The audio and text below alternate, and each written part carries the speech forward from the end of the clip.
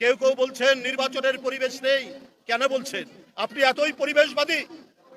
পৃথিবীর যুগ যুগ ধরে যে সংগ্রাম আন্দোলন, মানুষের যে অধিকার, এই অধিকার তো রাজনৈতিক সংগ্রামের মধ্যে দিয়ে এগিয়ে এসছে। তাই রাজনৈতিক সংগ্রাম ত্বরান্বিত করতে হলে তার নির্বাচিত পার্লামেন্ট লাগবে, নির্বাচিত জনপ্রতিনিধি লাগবে, যারা জনগণের কাছে জবাবদিহিতা করবে।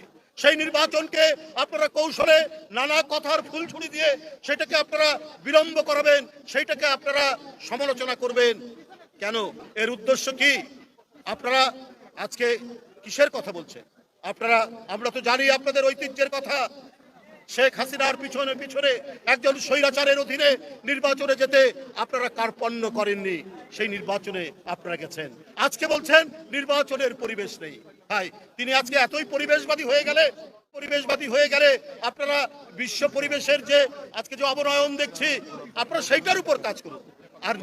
আর রাজনৈতিক পরিবেশ তো হচ্ছে আপনার একটি অবাধ সুষ্ঠু নির্বাচন, জনগণের গণতান্ত্রিক অধিকার, জনগণের ন্যায্য অধিকার, মানবাধিকার প্রতিষ্ঠা। এর জন্য আপনার দরকার নির্বাচিত পার্লামেন্ট, এর জন্য দরকার রাজনৈতিক অধিকার। এটাই হচ্ছে রাজনীতির সুষ্ঠু পরিবেশ।